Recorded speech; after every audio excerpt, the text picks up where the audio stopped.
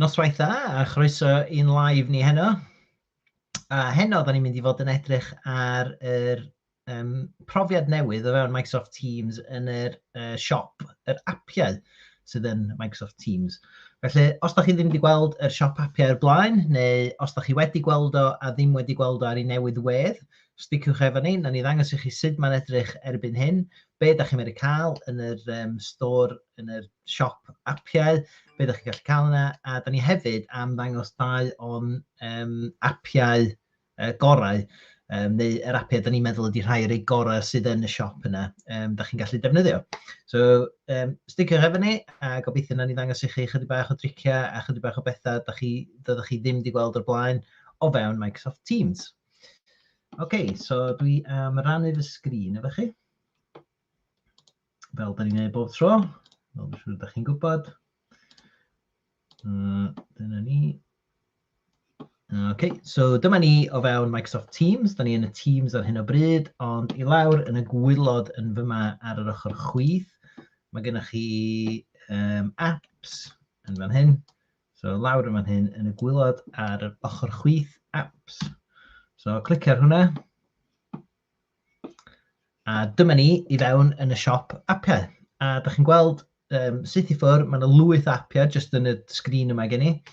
Mae yna nifer o apiau'n mynd ar draws y top yn fan hyn, so mae hyn fel apiau sydd wedi cael eu uwcholeuo gan Microsoft, sef o bosib pethau fysa ni'n gallu gwneud defnydd o.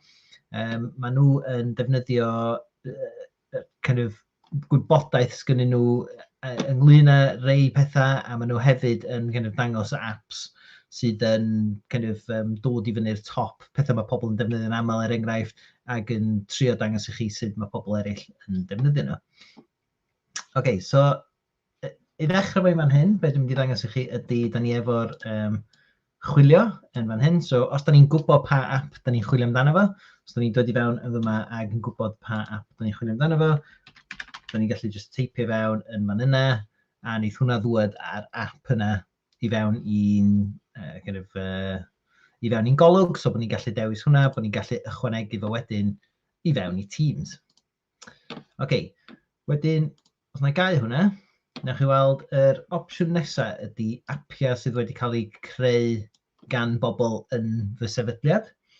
Felly, enghraifft, os dwi'n clicio ar hwn, built by your colleagues, newch chi weld yn fan hyn, dwi efo 2 app sydd wedi cael eu creu gan Power Apps, ac mae rhain ar gael ar draws y sefydliad, felly dwi efo mynediad iddyn nhw. Felly mae hein jyst yn dangos i fi pethau sydd wedi cael ei adeiladu o fewn y sefydliad, ac o bosib, ella bod hein o ddefnydd i fi, ac ella bod fi'n defnyddio hein yn aml o fewn Teams. Os dwi'n clicio ar hwnna, wneith o roed y gwybodaeth i fi amdan yr app, a wedyn fe rai ychwanegu hwnna eto i fewn i Teams. OK, a wedyn symud ymlaen, da ni cael be wnaethon ni weld yn gynharach, so mae yna featured, so pethau mae Microsoft yn trio dod yn sylw ni atyn nhw. So mae hwn yn un da oherwydd da ni'n gallu gweld beth sy'n boblogaidd ar draws Microsoft Teams.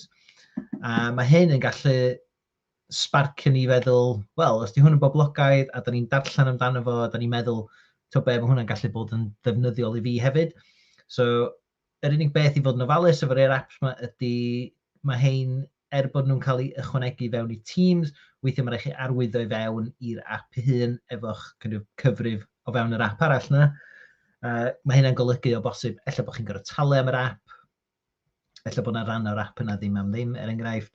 Ac y peth arall ydy, os da chi mewn sefydliad, mae yn bosib bod pobl wedi rhwystro y gallu i chi ychwanegu rhai apps, dibynnu ar pa hawliau maen nhw angen i weithio. Felly, os di app angen hawliau lle di adran tygau chi ddim wedi roed yr hawliau yna i chi allu deud bod hwnna'n OK, ella fe rai chi gael rhywun o'r adran tygau neu rhywun sydd yn gallu gwneud hwnna i ardal i'r app yna gael ei lwytho, enghraifft, a gadlu chi gysylltu i'r app yna. Felly, dim bob tro mae'n bosib jyst mynd i fewn i bob un o'r apps yma, ond fel da chi'n gweld, mae yna llwyth o apps yma, a da chi'n gallu gweld be maen nhw gyd amdan, a da chi'n gallu ychwanegu nhw fewn i Teams yn hawdd iawn.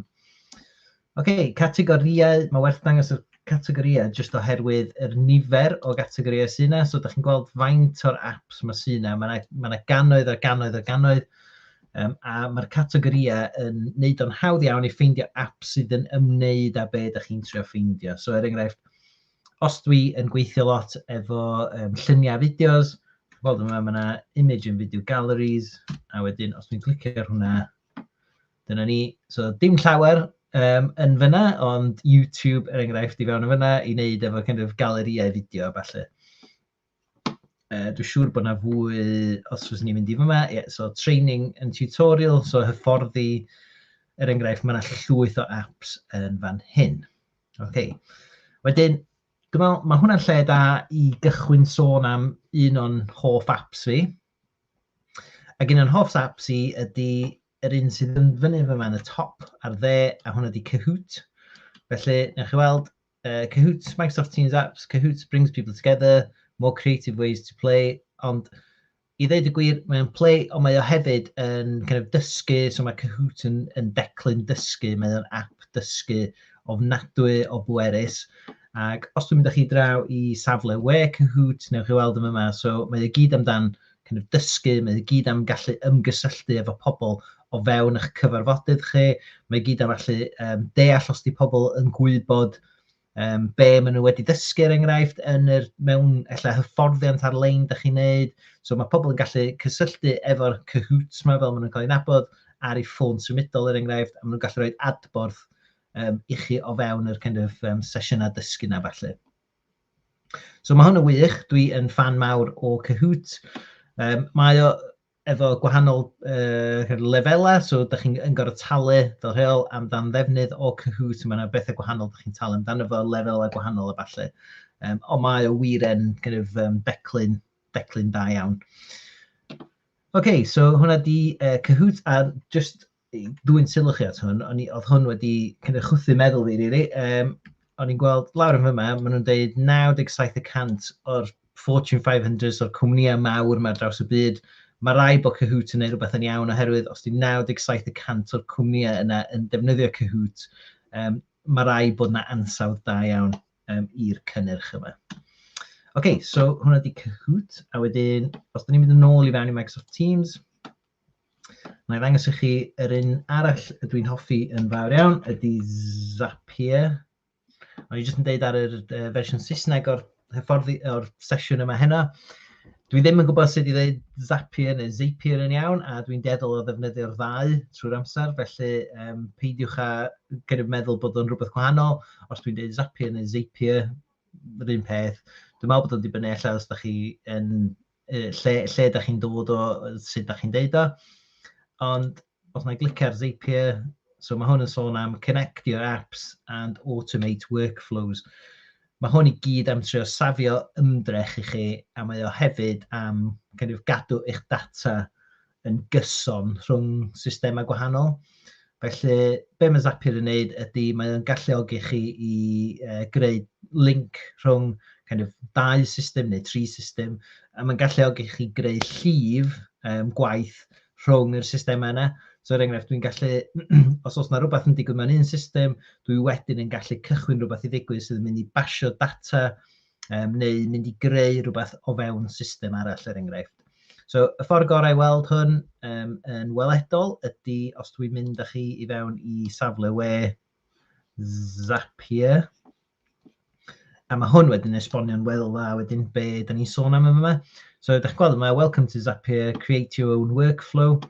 So, mae yna chydig o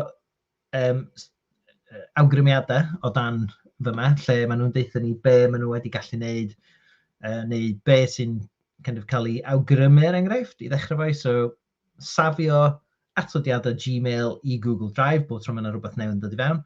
So, os da chi'n berson sydd yn arbed rhan fwy o'ch atodiadau i fewn i Google Drive er enghraifft, fel maen nhw'n dod i fewn i'ch e-bost, mae hwn yn mynd i safio llwyth amser i chi, oherwydd da chi'n mynd gorau wneud o yn manual dim mwy, da chi jyst yn gadael i'r e-bost dod i fewn, mae Zapier wedyn yn wneud y gwaith o dynnu'r atodiad na i ffwrdd yr e-bost ac yn rhoi o fewn yn Google Drive iddo chi. So chi'n gallu dewis os da chi eisiau dileu'r atodiad i ffwrdd yr e-bost neu just symud o hefyd, neu just wneud copi o'n falle i fewn i Google Drive. A wedyn mae yna beth eraill, so Typeform ydy pecyn, kind of creu ffurflenni. So enghraifft, fysa hwn yn gadw chi gymryd yr atebion yna i fewn i Typeform, a fysa hwnna'n gyrru'r e-byst efo'r gwybodaeth i gyd syth i ffwrdd i fewn i Gmail chi. Os da ni'n mynd i edrych am apps, mae yna kind of cannoedd ar gannoedd o apps yn fan hyn, so dwi'n siŵr os fydda i'n neud hyn. So hyd yn oed os dwi jyst yn teipio fewn e-mail, da chi'n gweld mae yna kind of tua 4 beth yn dod i fyny efo gwahanol bethau sydd i wneud efo e-bost. Os fys ni'n deud Microsoft yn fan hyn, so mae yna chydig o bethau Microsoft er enghraifft, so fys ni'n gallu gyrru pethau fewn i Microsoft Teams. So mae Zapier yn arbed amser i ni, arbed llwyth amser, trwy wneud pethau, ella fysa ni'n gorfod wneud y manual, newid heina so bod ni'n gallu wneud nhw'n automatic heb gorfod meddwl amdano fo. A dim jyst hynna wedyn hefyd, ond mae hwnna yn cadw data er enghraifft i gyd yn gyson o fewn systemau gwahanol. Does dim rhaid i ni boeni amdano ffaith bod ni wedi methu un peth yn dod i fewn, ella ddim wedi roed i fewn i system arall yn iawn, neu ella bod ni wedi creu rhywbeth yn y system arall yn anghywir, ond efo hwn mae o gyd wedi cael ei osod allan mewn rheolau, so mae o gyd yn digwydd yn yr un ffordd bob tro. OK, so da ni wedi bod trwy'r siop apiau newydd yn Microsoft Teams. So mae hwnna lawr yn y gwylod yn y chwith yn fyna, lle oedd o bob tro. Os da ni jyst yn symud allan o'r search yma. So hwn di'r siop apiau newydd. Da ni wedi gweld chydig bach o faint o apps o falle sydd yna. So da chi'n gallu mynd trwy pethau, gweld beth ella fysa'n ddefnyddiol i chi'ch hunan. Ac dwi wedi cyflwyno 2 o'n kind of apps ffefrynnau fi, a hynna ydi Kahoot ar gyfer kind of, ymgysylltu o fewn hyfforddiant, ac yr un arall ydi Zapier, sydd yn gwneud pethau yn lot haws o ran awtomeiddio symud data o rown systemau gwahanol. OK, diolch yn fawr iawn i chi, ac na i just adael chi efo yn gwefan yn fyna. So os fysach chi'n mynd draw i'r gwefan, fel da ni'n dweud, mae yna blogs yna, mae yna fideos hefyd eraill ynglyn â kind of agwedd arall TG. Ac os da chi'n arwyddo fyny rhestr bostio fyna, newch chi gael mwy o wybodaeth fel hyn i fewn i'ch e-bost. OK, diolch yn fawr iawn am heno, a da ni weld chi cyn bo hir. OK, diolch, Will.